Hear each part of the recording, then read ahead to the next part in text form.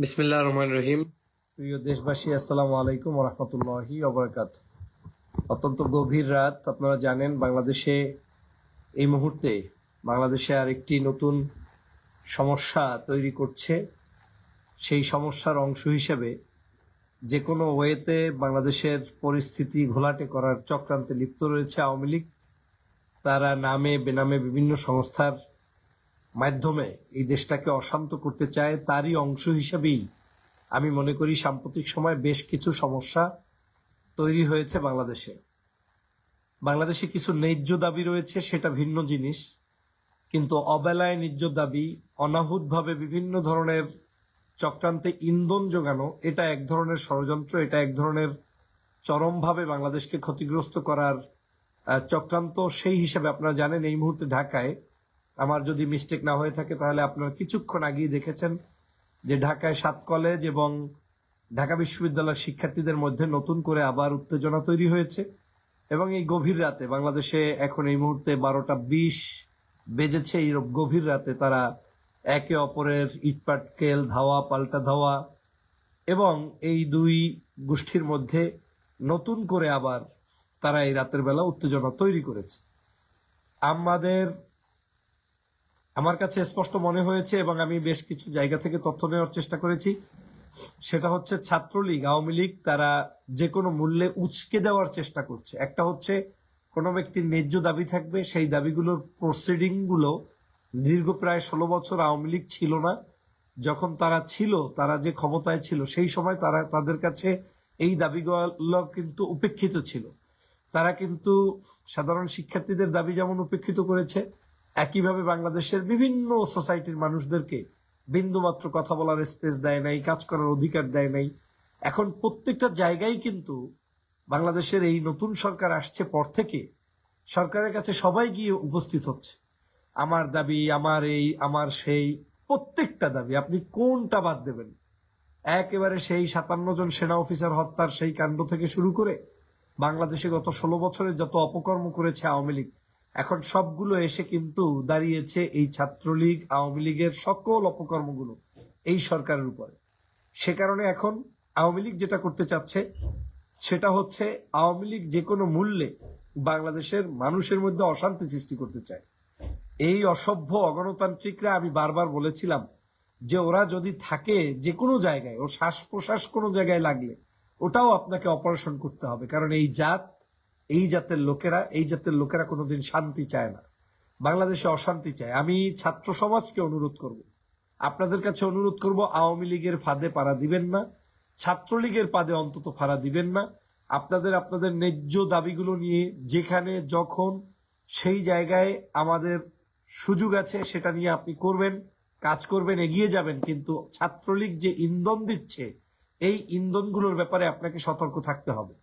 বাংলাদেশে এখন আগামী তারা যে স্বপ্ন বুনছে, 0 পয়েন্টে আসতে পারে নাই, এ ভিক্ষুকের দলেরা 0 পয়েন্ট থেকে ক্ষতিগ্রস্ত হয়ে বিদায় নিয়েছে।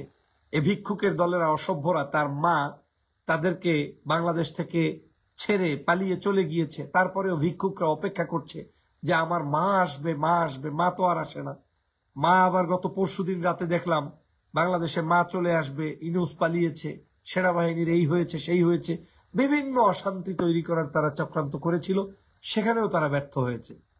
বাংলাদেশের আনসারদের ভিতরে ঢুকে ষড়যন্ত্র করেছে, সেখানে তারা ব্যর্থ হয়েছে।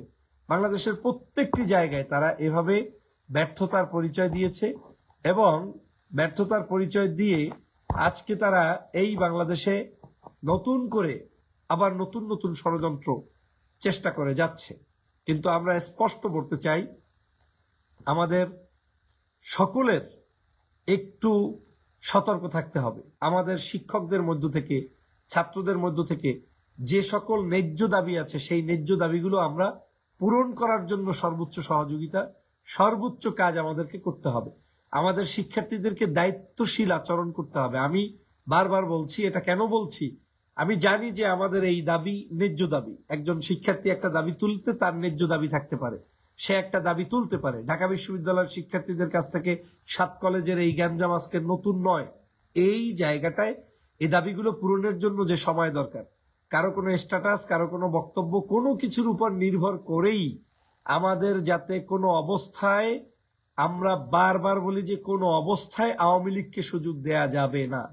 আপনার দাবিগুলোর সুযোগ নিয়ে আওয়ামী লীগ রাস্তায় নখ টাকাবে, আওয়ামী লীগ রাস্তায় নামবে, আওয়ামী লীগ নামার জন্য ওত পেতে বসে আছে। দেখেন না সেদিন গুজববাজের দলেরা রাস্তায় নতুন করে গুজব ছড়িয়েছে, গুজব ছড়ার সাথে সাথে সেখানে আপনারা দেখেছেন যে কিছু লোক মিছিলেও বের হয়ে পড়েছিল, কি যে ডক্টর মোহাম্মদ ইউনূস চলে গিয়েছে। তো তারপরে কি দেখা গেল যে ডক্টর মোহাম্মদ ইউনূস যায় নাই, ডক্টর মোহাম্মদ ইউনূস বাংলাদেশে চলে এসছে, বাংলাদেশেই আছে, কিন্তু আওয়ামী লীগ শ্রীগড়ে চলে গিয়েছে।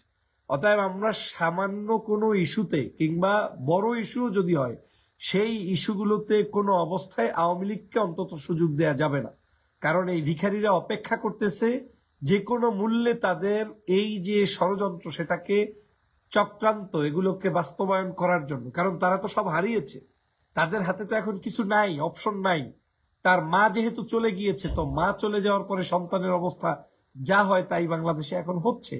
এখন সেই জায়গায় মা চলে গিয়েছে, ছাত্রলীগ, আওয়ামী লীগ, যুবলীগ এখন রাস্তায় পড়ে পড়ে ভিক্ষা করছে। এখন তারা যে কোনো মূল্যে আপনার ভিতরে ঢুকে ষড়যন্ত্র করতে না পারে, সেটাই আমি আজকের এখানে আপনাদেরকে ষড়যন্ত্রটা স্মরণ করানোর জন্য এসেছি। ছাত্রদের মধ্যে তৃতীয় কোনো শক্তি, তৃতীয় কোনো পক্ষ যাতে ঢুকতে না পারে, এই ধরনের সংঘাত কোনোভাবে কোনো জায়গায় যেন করতে না পারে, সে ব্যাপারে আমাদের সকলকে সতর্ক থাকতে হবে। কোনো উস্কানিতে পাড়া দেয়া যাবে না। এই সরকারকে কোনো অবস্থায় এমন কোনো পরিস্থিতির মধ্যে ফেলানো যাবে না যেখানে আমাদের বাংলাদেশের বর্তমান সরকার পরিচালনা করতে ব্যর্থ হয় কিংবা আগামীর যে গণতন্ত্রের পথে আমরা যেতে চাই সেটাই ব্যর্থ হয়। অতএব প্রিয় দেশবাসী, আপনাদের সবার প্রতি অনুরোধ, এই আফসোস লীগ, এই ফেসবুক লীগ, এই যারা এখন মোটামুটি হাতুড়ি লীগ, এই যারা অবৈধ শেখ হাসিনার কিছু উচ্ছিষ্টভোগী দালাল, এদের ব্যাপারে আমাদের বাংলাদেশের সমগ্র মানুষকে সোচ্চার করতে হবে। এরা জীবনেও বাংলাদেশে, আমি আপনাকে চ্যালেঞ্জ করে বলতে পারি, খামাখা বিভিন্ন ধরনের চক্রান্ত করতে পারবে, পিছনে পিছনে মানুষকে উচকে দিতে পারবে। যারা যারা সেদিন রাতে বলেছে, আমি একটা ভিডিও দিয়েছি আপনারা দেখেছেন, যে সেনাবাহিনী আজকে রাতে নিয়ে নিচ্ছে, যমুনা টেলিভিশন বলছে, এই করছে, এই শালারা এখন কি কানের মধ্যে তুলা লাগিয়ে বসে আছে? ওরা কি দেখে না? ওরা কি শোনে না? কত বড় গুজববাজ, মিথ্যাবাজ, যারা প্রতিটা নিয়ত কর্মীদেরকে এভাবে কষ্ট দিচ্ছে। ছাত্রলীগের সাধারণ কিছু মানুষ আছে যারা নিশ্চয়ই সবার মতো শয়তানি করে না, সবার মতো সন্ত্রাসী হয়তো করবে না, কিন্তু তাদেরকে পর্যন্ত আজকের এই বিপদের মধ্যে ফেলছে ওদের কিছু দুষ্ট লোকেরা। অতএব ওই দুষ্ট লোকগুলো এখন তাদের চোখ কি করে তাকিয়ে আছে না ঘুমিয়ে আছে আল্লাহই জানে, তারা এখন কোন অবস্থায় আছে, মাতাল আছে না কি অবস্থায় আছে আল্লাহই জানে, কি খেয়ে স্ট্যাটাস দেয় আল্লাহই জানে। আজকেও দেখেন আমাদের দেশের বিরুদ্ধে ভারতীয় পত্রিকা মিথ্যাচার করেছে, কি ডোনাল্ড ট্রাম্প কি করেছে, বন্ধ করে দিয়েছে, মানে নতুন করে সেখানে বাংলাদেশে এটা বন্ধ সেটা বন্ধ, কত আইন কানুন তারা দেখাচ্ছে, এবং এগুলো আমরা শুনতে শুনতে অভ্যস্ত। কিন্তু আমি স্পষ্ট করে বলতে চাই, এদের ফাঁদে আপনারা যাতে পাড়া না দেন, সেই সতর্ক করার জন্যই আপনি গভীর রাতে আপনাদের সামনে উপস্থিত হয়েছি।